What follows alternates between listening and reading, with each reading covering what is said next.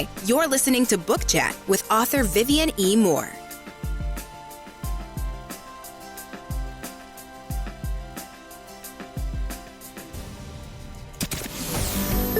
Welcome, everybody, to this week's episode. We really appreciate you joining us. This podcast really shows us how we can all learn, live, and thrive off of each other. By sharing our knowledge through our conversations, we will impart some knowledge whilst learning ourselves how to progress even further. Here is your host.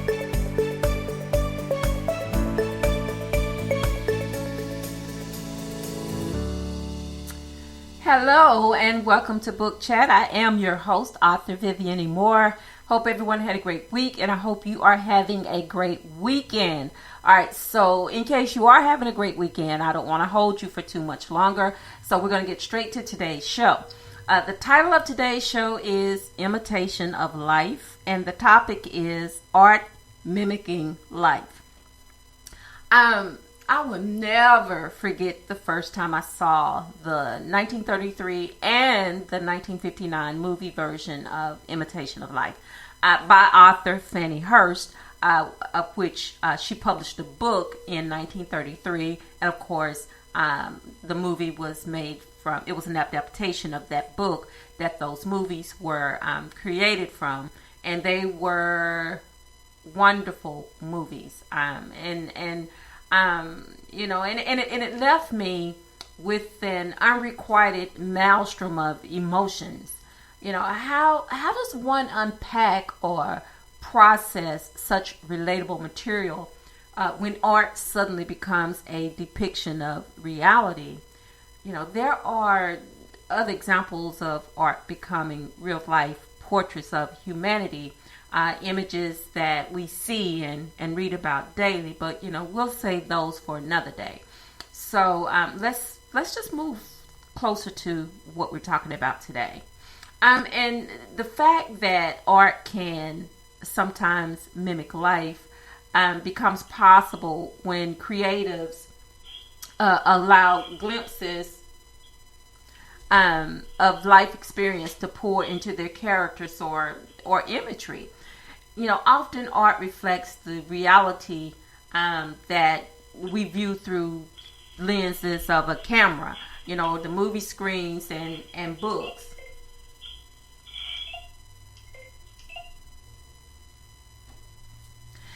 Because there is no way to escape it. Even when we are unaware that something extraordinary is happening, life through art finds a way to expose reality. I think it is why I loved that movie, The Imitation of Life, so much. Because of the way that, the characters were portrayed, the meaning behind the story, and just the realism of what was taking place that we knew for a fact was taking place, that was trying to be hidden by one character, but there were certain other things that prevented her from keeping it a complete secret to those that knew her. But for those that didn't know her, she was able to to spin a different narrative. And that's why I love that story so very much, and still to this day just have so many mixed emotions about it. And I just for the life of me don't understand or can't understand how people are unable to relate to art in any form. But that's why we're having this show today, to discuss that. So, I just want to ask this question. Have you ever viewed a painting that revealed a bigger picture of what's painted on canvas?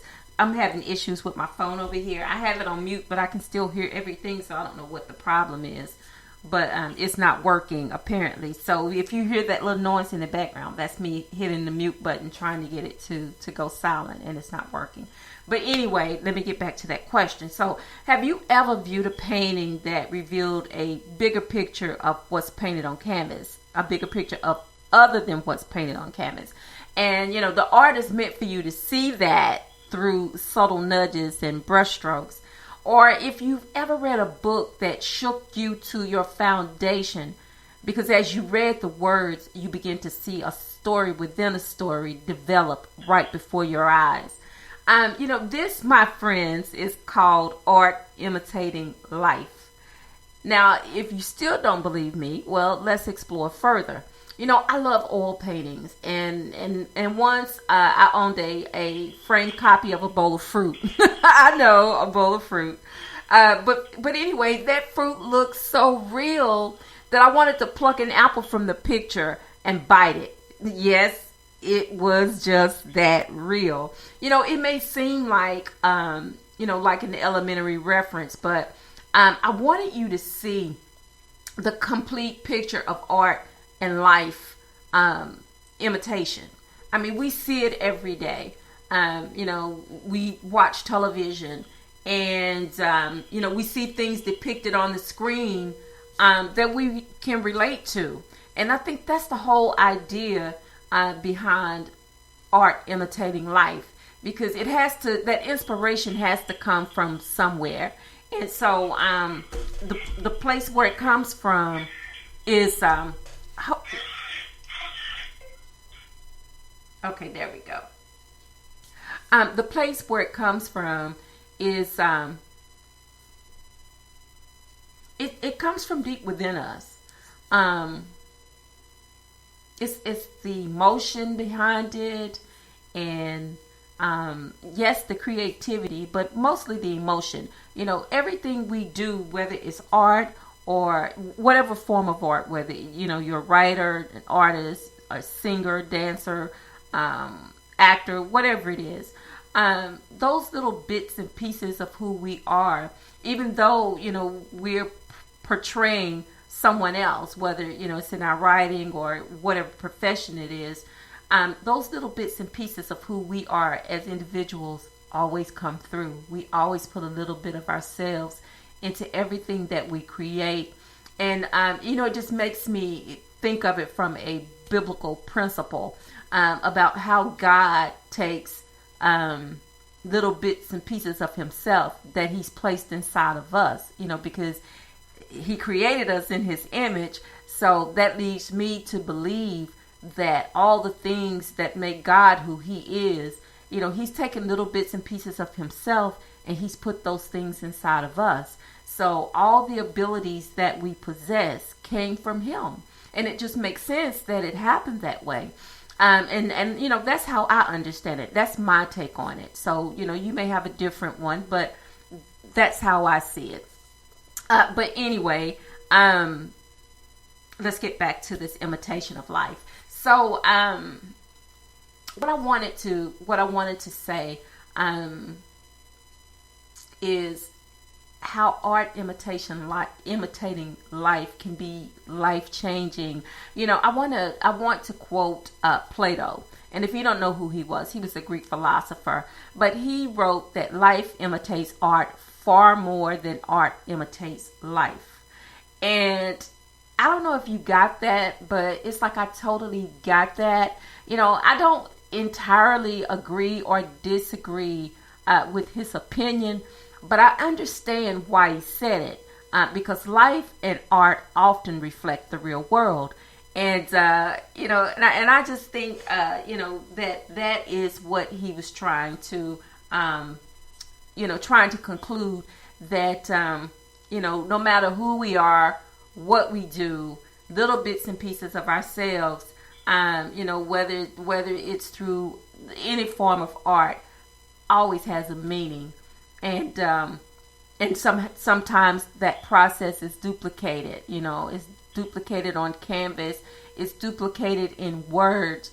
It may be fictional, but still, that fiction has a way of breaking through, showing the realness of who we are as people, what the real world looks like, through the camera lens and on the canvas, all of those things. So that just inspires me to, to want to do more, to want to talk about it more, to have more life experiences where, that yes, this is art, but still, somehow in some way it depicts real life situations. So, anyway, I'm going to leave you on that note and say, in closing, my fellow creatives, keep dreaming, creating, and becoming who you are meant to be. All right. So, but before I let you go, I want to make sure that I leave you with these URLs so you can stay in constant contact with Book Chat. The first one, of course, is through Spreaker, and that is at https://www.spreaker.com/user/author Vivian Moore. You can follow me across all social media, which includes Facebook, Twitter, and Instagram. And Instagram is by invitation only. You can also check out my website, which is at authorehshepard.com or authorvivianmoore.com. You can check out my blog. Please do. That is at https://vivianmoore.blogspot.com. Also, if you missed today's live show, last week we didn't have a live show. It was recorded. But today it is all the way live, and when that usually happens is when you start having these technical difficulties, so I apologize for that. But anyway, Spreaker, of course, you can listen to it live, and then Apple Podcast, Spotify, iHeartRadio, Google Podcast, Castbox, Deezer, Podcast Addict, Podchaser, YouTube, SoundCloud, GileSaven, iTunes, Audible.com, Verbal, and Luminary. So those are all the places where you can listen to Book Chat. I'm sorry, I had to adjust my headphones. They were about to slide off. Tomorrow is worship day. Every day should be worship day, but especially on Sunday. And I hope that you are preparing for that mentally, spiritually, getting yourself in that right headspace. To listen to those sermons, to listen to those messages, because it's something that we all need on a daily basis. And, if you don't take time out of your life to, at least one day a week, preferably on Sunday, you should definitely do that, because you're missing out whenever you don't, spend a little time to get the word and to, let it marinate within you. Because, that can change you as well. I look at the, at some of those words that are in the Bible and see how, they are so life-changing. Maybe they are not an imitation of life, but things that have happened, but still is things that we can relate to on a daily basis. All right. So make sure that you are inviting your family, your neighbors, your friends, and most definitely let children listen into those conversations, because it is so necessary, especially now. And also be sure to tell those around you, the ones that you care about the most, how you feel about them, because tomorrow is not promised. Today may be the only chance you get to say that. So on that note, I love you. I hope you love me back. Until the next time you hear my voice, God bless you and goodbye.